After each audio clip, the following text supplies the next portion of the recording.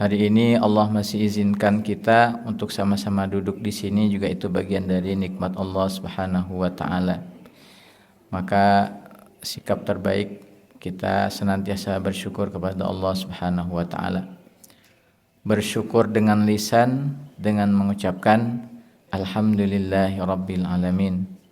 Bersyukur dengan hati menerima apapun yang Allah tetapkan untuk kita hari ini. Meskipun menurut pandangan kita, nah kieunya gitu. Tapi kata Rasulullah, bahkan kalau kejadian itu tidak menyenangkan, kita juga harus alhamdulillah. Alhamdulillahi ala kulli hal. Bersyukur dengan anggota tubuh, dengan memanfaatkan tubuh kita, badan kita, kesehatan yang Allah berikan untuk sebaik-baiknya beribadah dan mengabdi kepada Allah Subhanahu wa taala. Bapak Ibu, mohon izin pagi ini kita sama-sama belajar. Kita akan melanjutkan mempelajari tentang ayat-ayat ya ayyuhalladzina amanu ini. Insyaallah hari ini kita akan sampai kepada seruan yang ke-17. Seruan yang ke-17. Ayatnya terdapat di dalam surah Ali Imran ayat 156. Surah Ali Imran ayat 156. Kalau kita lihat histori ayatnya, ini masih berkaitan dengan ayat yang sebelumnya kita bahas, yaitu tentang perang Uhud. Akan tetapi pada ayat yang ini adalah ayat yang diturunkan setelah perang Uhud itu sendiri, di mana kita tahu di dalam perang Uhud itu kaum muslimin mengalami kekalahan dan banyak sekali sahabat yang gugur ketika itu, termasuk salah satunya di antaranya adalah paman Rasulullah sallallahu alaihi wasallam, Hamzah bin Abdul Muttalib. Bahkan Rasulullah sendiri terluka dalam peperangan itu. Jadi memang itu peperangan yang berat untuk kaum muslimin. Kita mempelajari sebab-sebabnya tentu bukan untuk menyesalinya, tapi untuk mengambil ibrah dan pelajarannya. Karena kita tahu sebenarnya kaum muslimin dalam peperangan Uhud itu pada awalnya sebenarnya kita menang. Akan tetapi kemudian karena kaum muslimin ketika itu ada beberapa pasukan yang ditugaskan oleh Rasulullah SAW untuk sebagai pasukan pemanah untuk berada di atas bukit. Nah, ketika melihat kaum kafir Quraisy ketika itu sudah kocar-kacir dan bahkan sebagian mereka sudah lari, yang di bawah ini sudah memperebutkan ghanimah, Pak. Nah ini Pak, bahayanya ghanimah nih Pak. Nah, kaum muslimin yang seharusnya diperintahkan oleh Rasulullah untuk standby di atas bukit ini, akhirnya mereka ikutan turun. Nah, ketika mereka turun, maka Khalid bin Walid yang ketika itu masih kafir melihat, ini kaum muslimin turun nih dari bukit itu. Maka Khalid bin Walid membawa pasukannya berputar, kemudian naik ke atas gunung, ke atas bukit itu, dan kemudian menyerang kaum muslimin dari belakang. Nah, itulah pelajaran pentingnya adalah betapa pentingnya kita taat kepada pemimpin. Yang kedua, jangan cepat tergoda oleh dunia. Dan ketergodaan kita kepada dunia itu salah satu yang menyebabkan kita tidak sabar untuk menaati pemimpin. Itu pelajarannya. Nah, pemimpinnya seperti apa? Tentu beda lagi pembahasannya. Ketika perang itu sudah usai dan kaum muslimin mengalami kekalahan, nah orang-orang munafik yang memang sedari awal itu mereka sudah memang sudah menunjukkan tanda-tanda. Kan dalam perang Uhud itu kalau dalam sejarah dulu kita belajar, pasukan kaum muslimin itu ada 1.000 orang. Dari 1.000 itu 300 itu sudah pulang. Jadi tinggal 700. Dan dalam keadaan terdesak yang 200 itu pun ternyata kabur. Jadi sebenarnya tinggal 500 berhadapan dengan 3.000. Nah, setelah peperangan itu berakhir dan kaum muslimin banyak sekali sahabat-sahabat yang menjadi syuhada ketika itu, maka orang-orang kafir pun mulailah, orang-orang kafir dari kalangan munafik mulai itu menghembuskan opini-opini. Oh, coba seandainya saudara-saudara kita itu gitu. Karena memang sebelum perang Uhud ini Rasulullah itu kan mengajak sahabat-sahabat untuk diskusi. Kita mau tunggu di dalam kota atau mau kita sambut di luar kota pasukan Quraisy ini dari Mekah. Rasulullah sendiri sebenarnya cenderung untuk menunggu di dalam kota.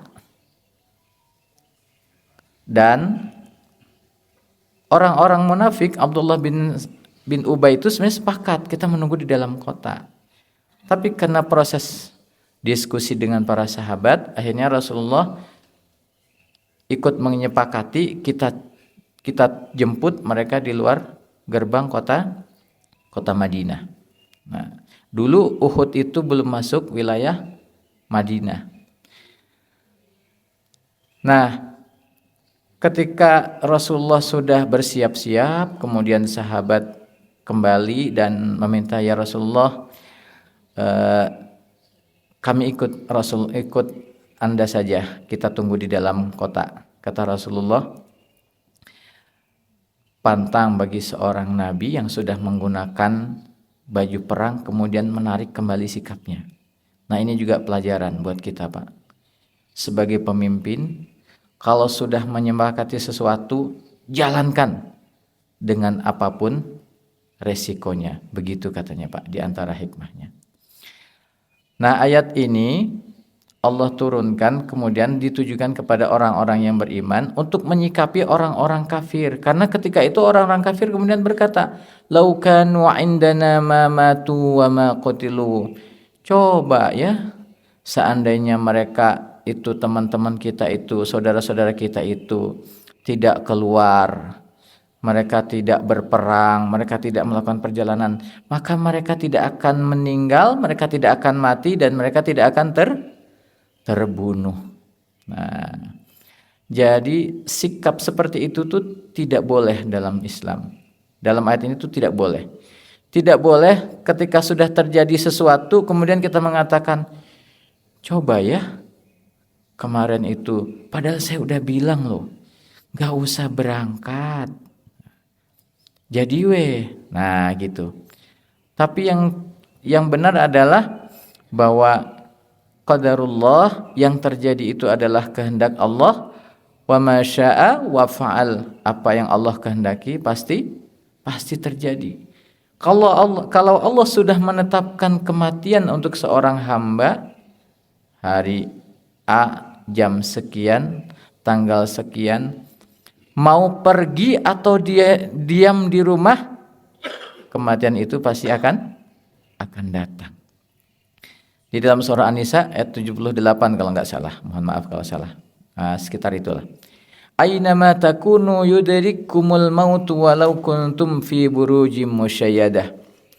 Kemanapun kalian pergi, bahkan kalian bersembunyi di tembok yang sangat kuat, kalau kematian itu datang, pasti akan datang.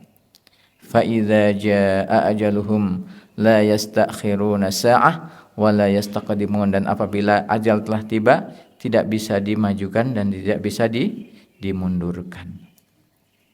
Kita baca ayatnya. A'udzubillahi minasyaitonir rajim. Ya ayyuhalladzina amanu, wahai orang-orang yang beriman, la takunu kalladzina kafaru, jangan kalian menjadi kalladzina kafaru, seperti orang-orang kafir. Wa qalu li ikhwanihim, yang orang-orang kafir itu berkata kepada saudara-saudara mereka, idza darabu fil ardi aw kanu ghuzza, kepada saudaranya yang melakukan perjalanan atau saudaranya yang mengikuti peperangan. Apa yang dikatakan?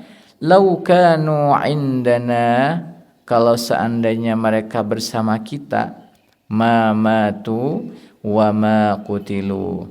Ma matu, ma tidak, matu mati mereka semuanya, wa ma qutilu, dan tidak mereka akan terbunuh.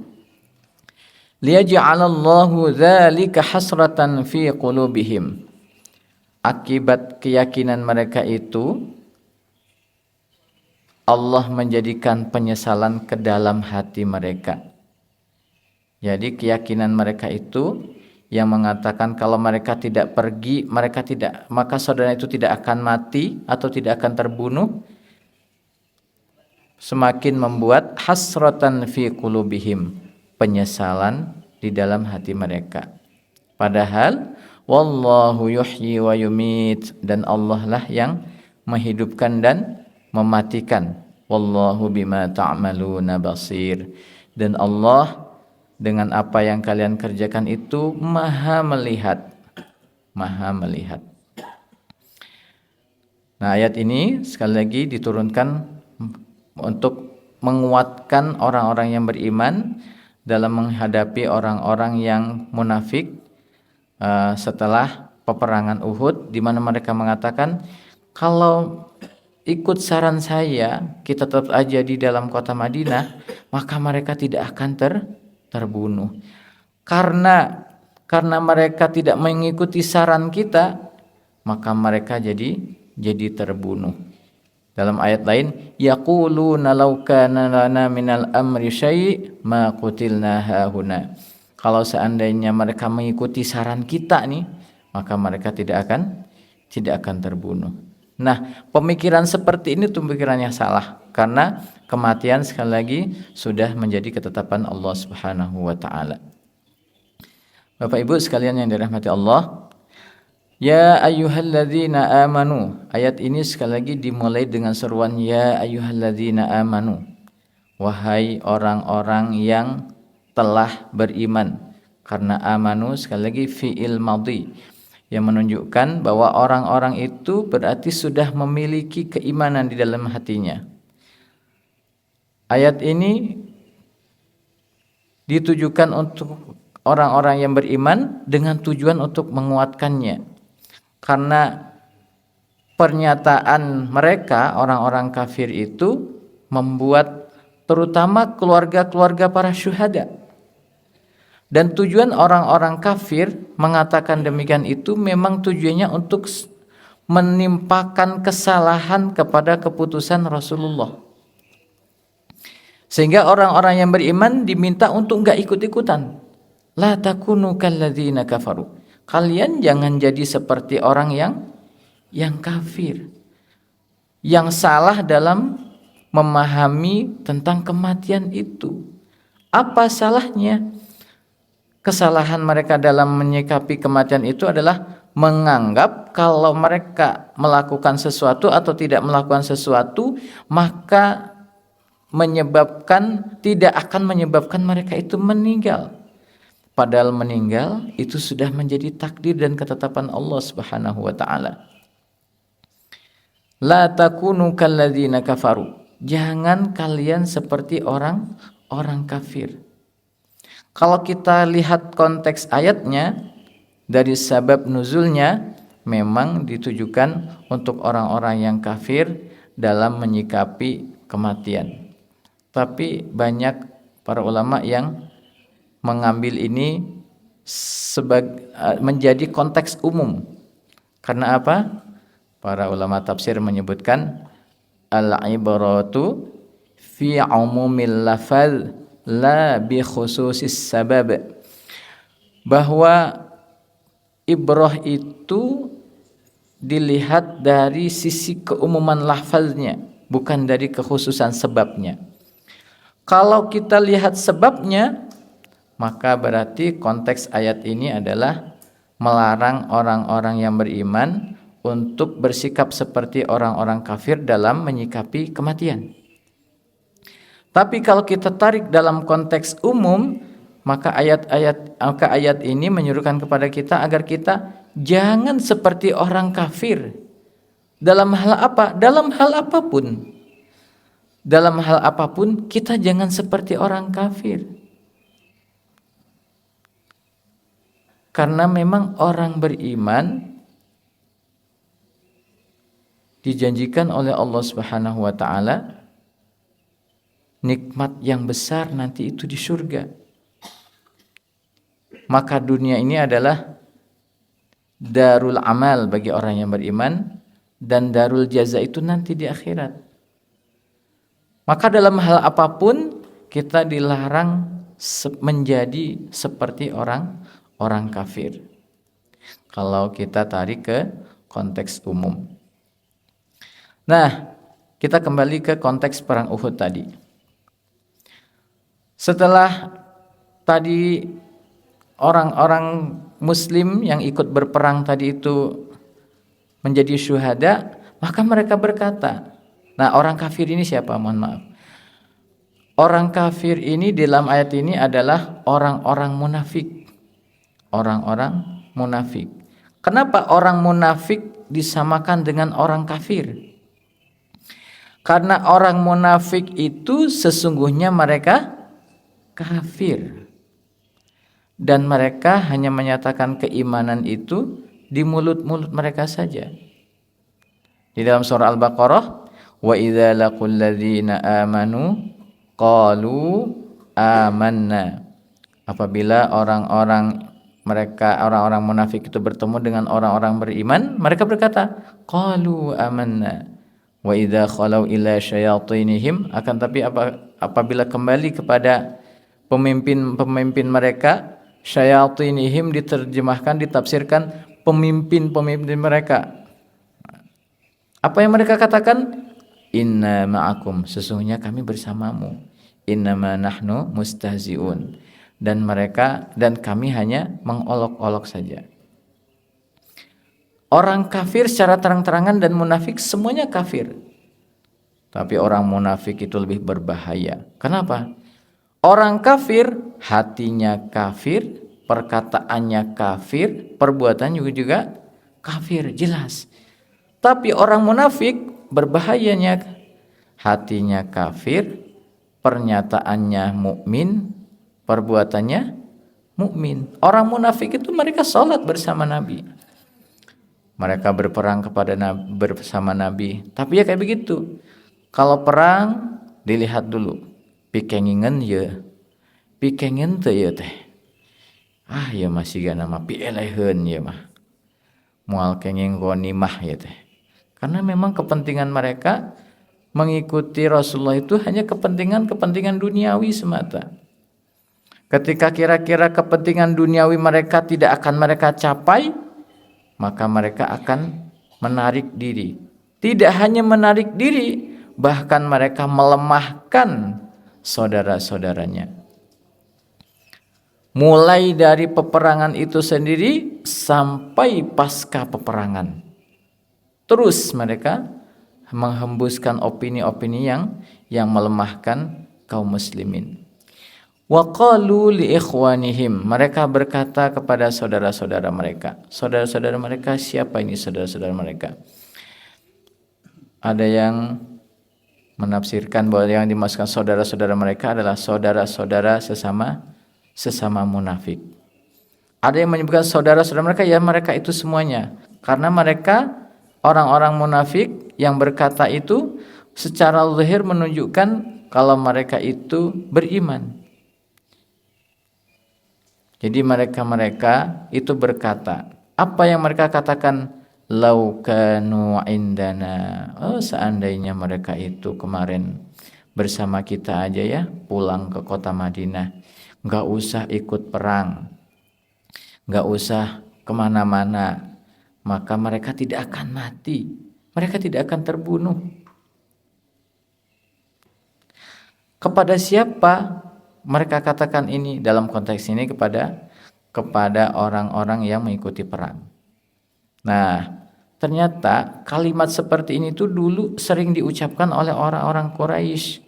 Kepada siapa? Kepada saudaranya yang melakukan perjalanan, kepada saudaranya yang melakukan peperangan, jihad. Mereka mengatakan, ketika meninggal, mereka mengatakan, coba kemarin dia nggak usah berangkat.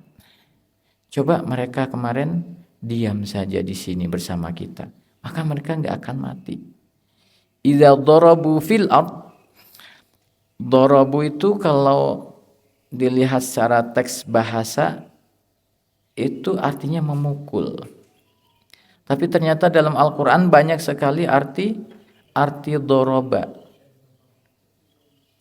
Bahkan doroba juga digunakan oleh Allah untuk memerintahkan kaum muslimah, kaum mukminah yang dianjurkan untuk menutupkan kerudungnya, himarnya ke dadanya.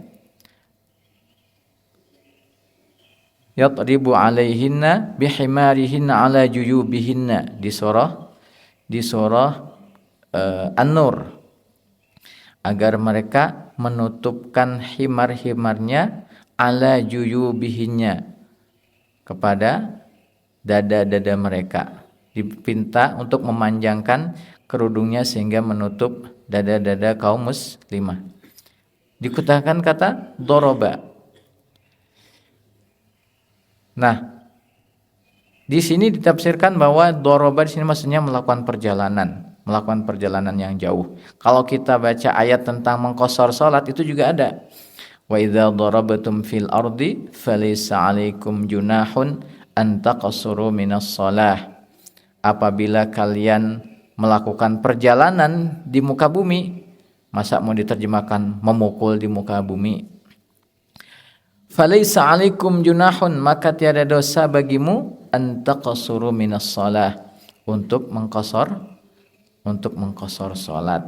Dan banyak lagi ayat-ayat yang menggunakan kata doroba tapi artinya tidak memukul, disesuai dengan konteks ayatnya. Idza darabu fil ardi aw kanu ghuzza. Dikatakan laukan wa indana ma matu wa ma qutili itu dikatakan kepada orang-orang yang melakukan perjalanan atau mengikuti peperangan. Mereka meyakini dengan diam di rumah, dengan tidak mengikuti peperangan, maka membuat mereka terhindar dari kematian. Kata Allah, tidak begitu. Tidak begitu. Kenapa? Wallahu yuhyi wa yumit. Karena Allah lah yang menghidupkan dan mematikan. Dan hidup dan matinya manusia itu adalah salah satu takdirnya Allah Subhanahu wa taala, yang kita tidak pernah tahu kapan kita akan meninggal. Dan meninggal pun bisa dengan sebab dan juga bisa tanpa sebab.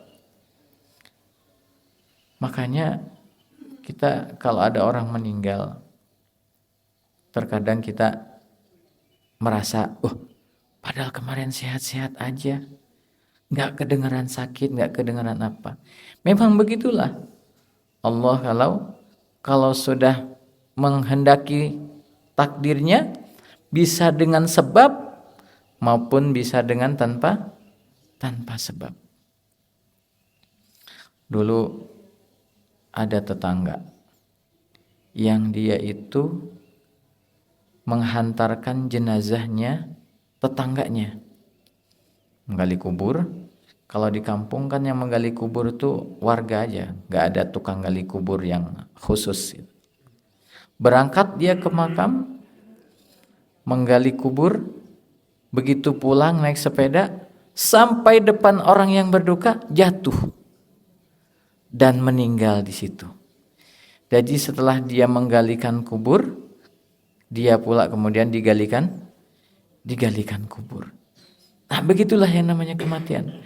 Dan kematian juga tidak memandang usia. Masih muda ini mah, masih lama. Ada katingalin lagi seger keneh. Tapi itu kematian, tidak mandang usia. Wah, sudah tua, sudah sakit-sakitan, sudah nggak bisa apa-apa. Tapi Allah belum menghendaki, ajalnya belum sampai, maka belum meninggal. Maka kematian dan menghidupkan itu adalah urusan Allah Subhanahu wa taala. Kematian dan hidup itu adalah semata-mata urusan Allah Subhanahu wa taala. Justru keyakinan mereka yang mengatakan bahwa kalau mereka seandainya tidak melakukan ini dan itu maka tidak akan terjadi ini, kata Allah, liyaj'alallahu dzalika hasratan fi qulubihim. Akibat dari sebagian menyebutkan lam di situ adalah lam lil akibah katanya. Akibat dikarenakan keyakinan dan pernyataan mereka itu, maka Allah jadikan penyesalan di dalam hati mereka. Ada 3 penyesalan. Pertama, keyakinan mereka yang meyakini bahwa sebab terjadinya kematian itu adalah karena A, B, dan C dan selanjutnya, itu membuat mereka semakin menyesal. Oh, seandainya lah ya mereka itu akan menambah sesal mereka. Jadi keyakinan mereka yang salah akan kematian itu membuat sesal itu semakin menjadi-jadi dalam hati mereka. Sesal yang kedua, sesal karena orang-orang munafik sudah menasehati orang-orang mukmin untuk tidak mengikuti berperang, untuk tidak bepergian. Tapi mereka tetap dengan keyakinannya pergi berperang. Maka nasihat yang tidak didengar itu membuat dia semakin menyesal. Yang ketiga, penyesalan di akhirat. Mereka menyesal karena setelah tahu, oh ternyata mereka para syuhada itu yang menurut mereka meninggal di dunia itu, ternyata di akhirat mereka mendapatkan nikmat yang besar dari Allah Subhanahu wa taala. Lalu kemudian mereka menyadari, oh ternyata memang bukan masalah mati dan tidaknya, bukan masalah terbunuh dan tidaknya, tapi masalahnya adalah bagaimana mereka mati. Dihindari atau tidak, kematian itu pasti akan datang. Tapi bagaimana keadaan kematiannya itu jauh lebih penting untuk kita pikirkan, kita rencanakan. Menjalani hidup berarti merencanakan mati, kata Ustaz Bahtiar Nasil. Jadi bagaimana hidupmu, begitulah matimu. Kalau kita berharap bisa husnul khotimah, berharap bisa meninggal dalam keadaan sedang beramal solih, maka perbanyaklah beramal solih. Karena ketika sesuatu itu belum terjadi, wilayah kita, ikhtiar kita, itu yang berlaku. Tapi ketika sesuatu itu sudah terjadi, maka iman adalah jawabannya. Rasulullah ketika belum berperang, sebelum berangkat perang, Rasulullah merencanakan kita sebaiknya seperti apa untuk menghadapi mereka, A, B, C, dan D. Itu sebelum terjadi. Ketika sudah terjadi, wilayah kita beriman. Inilah yang sudah Allah kehendaki dan inilah yang sudah Allah takdirkan. Qadarullah wa ma syaa wa fa'al. Ini adalah takdir Allah, apa yang Allah kehendaki itulah yang terjadi. Jadi mereka menyesal. Mereka menyesal karena ternyata yang mereka anggap ini mati, ini udah akhir, ini udah selesai lah nih. Ternyata ketika di akhirat nanti mereka menyaksikan ternyata saudara-saudara mereka yang menjadi syuhada ternyata mendapatkan pahala dan balasan dari Allah yang sangat besar. Maka dalam ayat lain Allah menyebutkan, masih dalam surah Ali Imran, cuman ayatnya lupa. Apa kata Allah? Wala tahsabannalladzina qutilu fi sabilillahi amwata. Jangan kalian sangka mereka itu yang meninggal itu mereka itu mati. Enggak, mereka itu bukan meninggal, kata Allah. Bal ahya. Bahkan mereka hidup. Inda rabbihim yurzaqun, dan di sisi Allah mereka diberi rizki. Dalam ayat lain, wala taqulu liman yuqtalu fi sabilillahi amwat bal ahya walakin la tash'urun. Kematian ini hanya mengakhiri kehidupan di dunia saja. Akan tapi sesungguhnya kematian itu adalah pintu gerbang kehidupan kita pada kehidupan yang sebenarnya.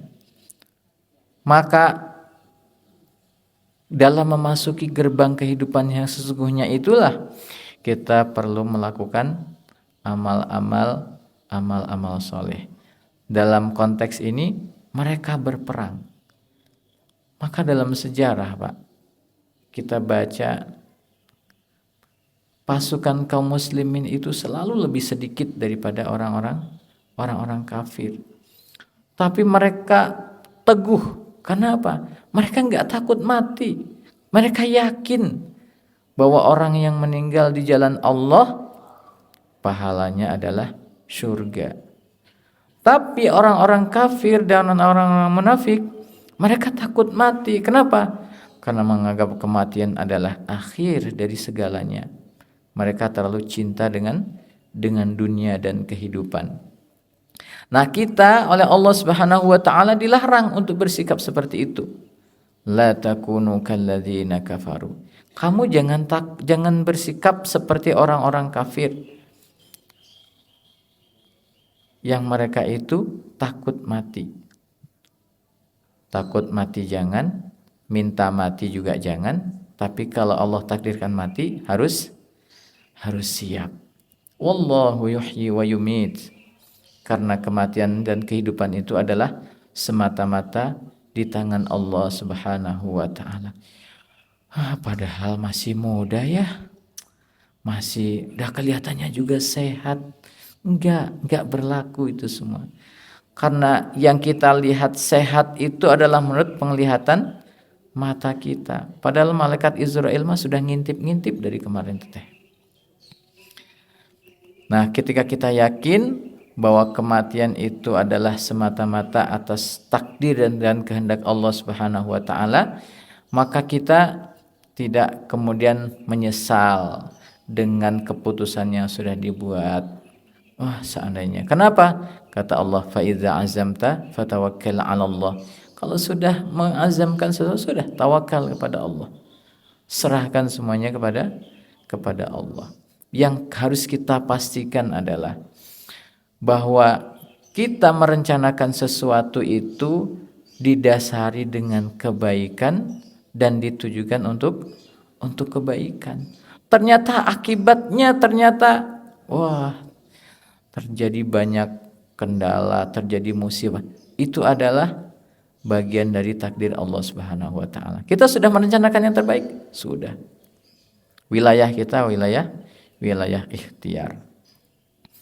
Maka ada nasihat dari ulama, ikhtiarlah kamu seolah-olah semuanya hanya bisa terjadi dengan ikhtiarmu. Maka ikhtiar kita jadi maksimal.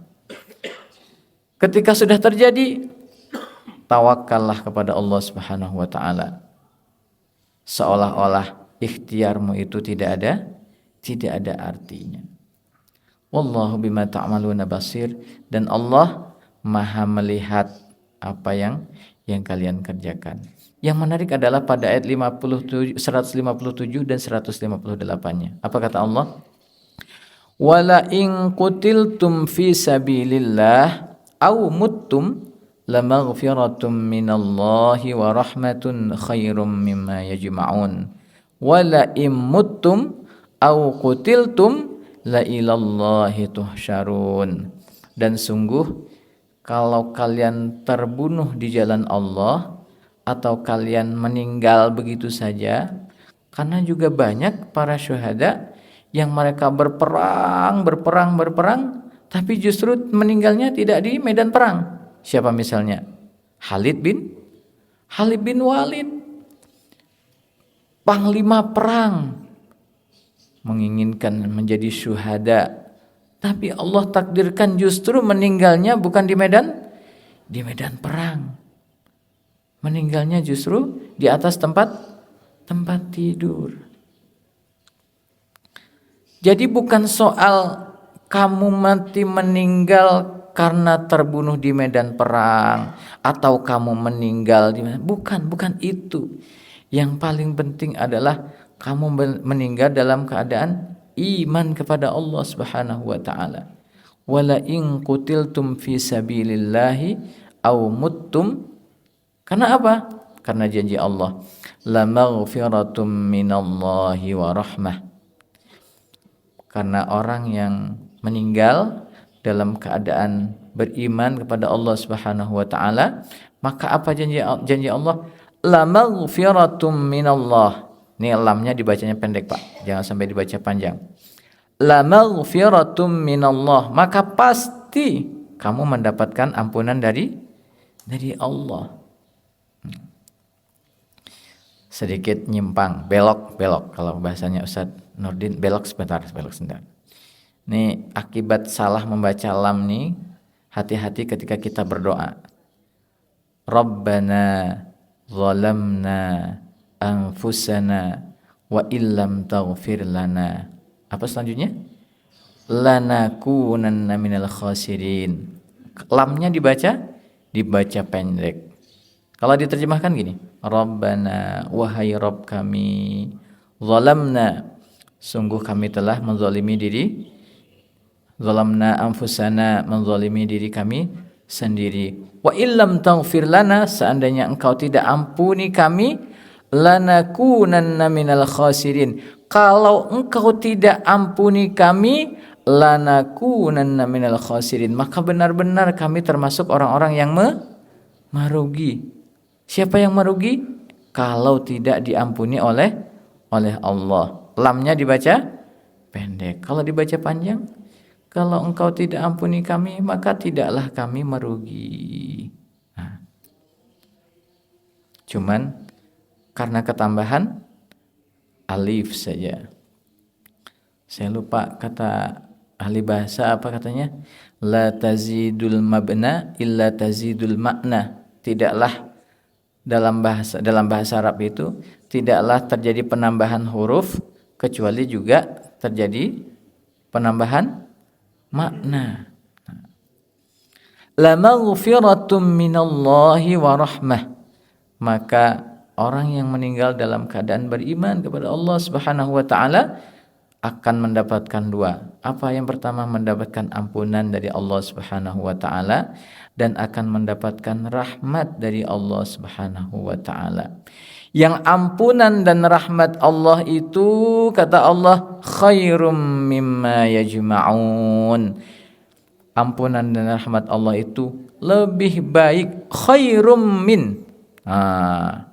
Dalam bahasa Arab isim tafdil dengan min. Khairum min, seperti ketika menjelaskan tentang Lailatul Qadar, Lailatul Qadari khairum min, lebih baik dari. Nah, kalau di sini khairum mimma yajma'un, maka lebih baik dari apa yang mereka kumpulkan. Apa yang mereka kumpulkan? Harta. Apa yang mereka kumpulkan? Ghanimah. Jadi kalau kamu mati di jalan Allah atau kamu mati dalam keadaan beriman, yang penting itu semuanya akan menyebabkan datangnya ampunan dan rahmat Allah. Dan kalau kamu sudah mendapatkan ampunan dan rahmat Allah Subhanahu wa taala, maka meskipun kamu di dunia ini tidak mendapatkan harta sebagaimana mereka mendapatkan harta, kamu tidak mendapatkan bagian ghanimah sebagaimana mereka mendapatkan bagian ghanimah, tapi ampunan dan rahmat Allah itu lebih baik dari semua itu. Maka jangan sampai kita menggadaikan keimanan kita hanya karena dunia. Enggak, saya tetap iman kok, saya tetap Islam. Tadi, la takunu kalladzina kafaru. Jangan kamu seperti orang-orang kafir. Kita tetap beriman kepada Allah, tetap dalam keadaan Islam. Tapi demi kepentingan-kepentingan dunia kita terkadang mengalahkan keimanan kita kepada Allah Subhanahu wa taala. Nah, di sini Allah ingatkan bahwa ampunan Allah dan rahmat Allah itu lebih baik daripada apa yang mereka kumpulkan. Pada ayat berikutnya dibalik, wala immuttum. Sebaliknya kamu mati biasa, sakit, umurnya memang sudah saatnya tiba, nggak perang, nggak bepergian, tetap diam di rumah. Wala immuttum au qutiltum, atau kalian terbunuh dalam peperangan. La ilallahi tuhsyarun. Maka sungguh kalian akan dikembalikan kepada Allah. Dan ketika kita dikembalikan kepada Allah Subhanahu wa taala, maka Allah lah yang akan membalas semua amal-amal dan perbuatan kita. Maka mudah-mudahan ayat-ayat ini akan membimbing sikap kita ketika menghadapi kehidupan ini yang seringkali tidak sesuai dengan apa yang kita inginkan. Kita menginginkan A, B, C, ternyata Allah takdirkan lain. Tugas kita adalah beriman kepada Allah Subhanahu wa taala. Pasti ada kebaikan di sebalik ketetapan Allah. Pasti Allah menakdirkan yang terbaik buat kita. Terbaik gimana? Ini saudara saya meninggal, kamu masih juga bilang terbaik. Ini anak saya, kamu masih juga bilang terbaik. Nah, biasanya orang kalau lagi emosi kan gitu kan. Sudah diterima saja. Inilah yang terbaik yang Allah takdirkan. Terbaik gimana? Wah, gitu kan. Nah, itu di antara pelajaran yang kita bisa ambil dari ayat ini, bahwa takdir Allah sudah Allah tetapkan bahkan sebelum kita diciptakan. Ma asaba min musibatin fil ardi wala fi anfusikum illa fi kitabim min qabli an nabra'aha. Surah Al-Hadid ayat 22 kalau tidak salah. Tidaklah musibah itu menimpa, ma asaba min musibatin fil ardi, di muka bumi, wala fi anfusikum, dan juga tidak pada dirimu sendiri, illa fi kitabim min qabli an nabra'aha, kecuali sudah ada di dalam kitab, sudah ada dalam takdir Allah yang sudah Allah tuliskan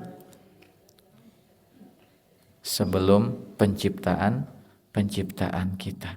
Maka tugas kita hanya sekedar menjalani apa yang menjadi tugas kita.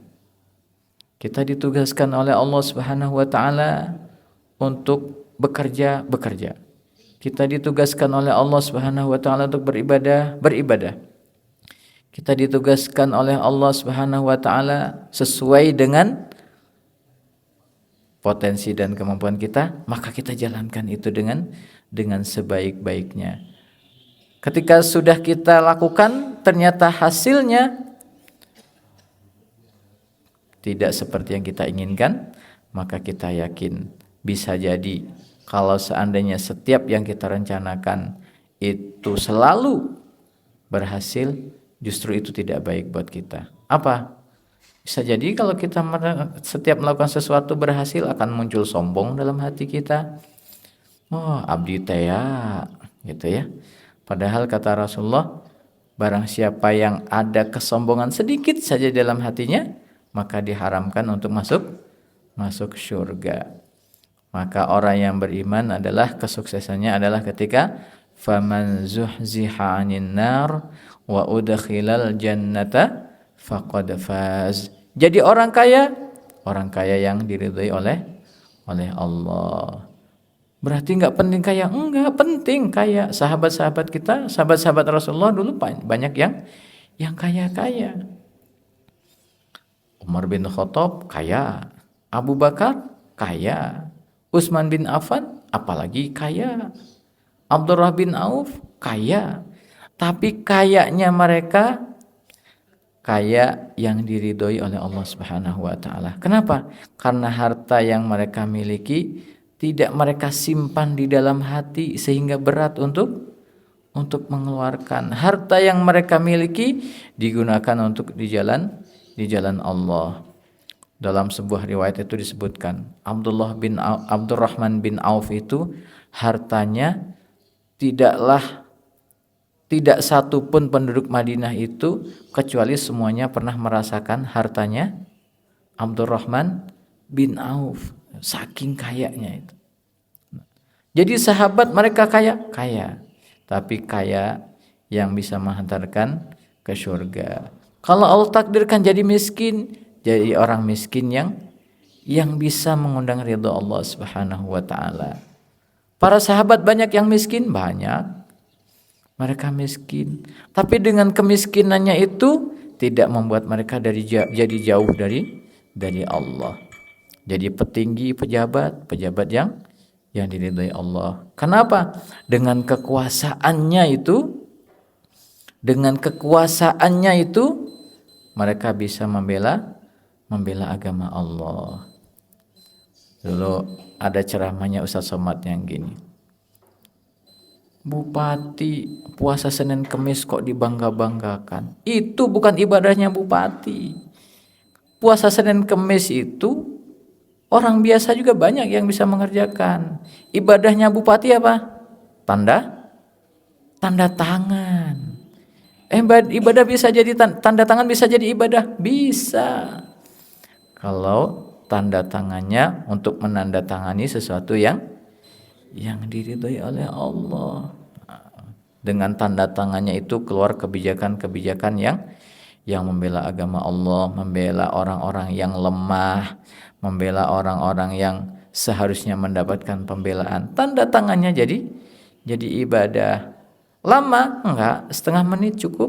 Puasa sehari dari pagi sampai sore. Bupati, gubernur, presiden tanda tangan cukup setengah menit cukup, itu jadi amal. Tapi kalau tanda tangannya disalahgunakan juga ancamannya.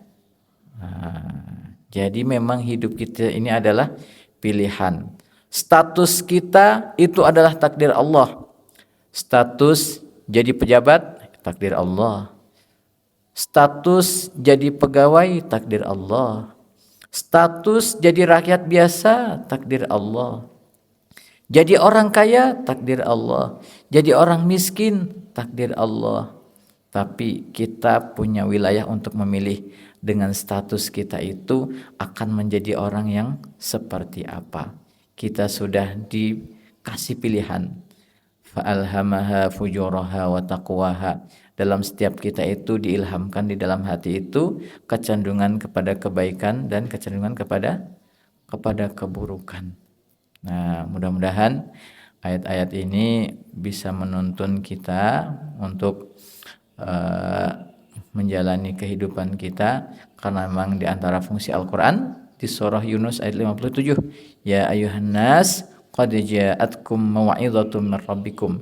Yang pertama menjadi nasihat, wa syifaa'ul lima fis sudur, penyembuh bagi yang di dalam dada, karena sumber kesehatan itu salah satunya adalah pada ketenangan, pada menerima. Karena kalau kita menerima takdir Allah, tidak akan kemudian berkeluh kesah, darah tinggi, gak bisa tidur, insomnia, dan sebagainya. Ya, rugi, tidur nyenyak, turun jabatan, turun, makan enak. Jadi dijalani saja kehidupan kita ini, karena semua itu hanyalah bagaimana kita menyikapi takdir Allah Subhanahu wa taala. Wa syifaa'ul lima fis sudur wa hudan wa rahmah lil mu'minin. Al-Qur'an itu adalah petunjuk dan rahmat bagi orang yang beriman. Wallahu a'lam bishawab, kurang lebihnya mohon maaf. Hadanallahu wa iyyakum ajma'in. Wassalamualaikum warahmatullahi wabarakatuh.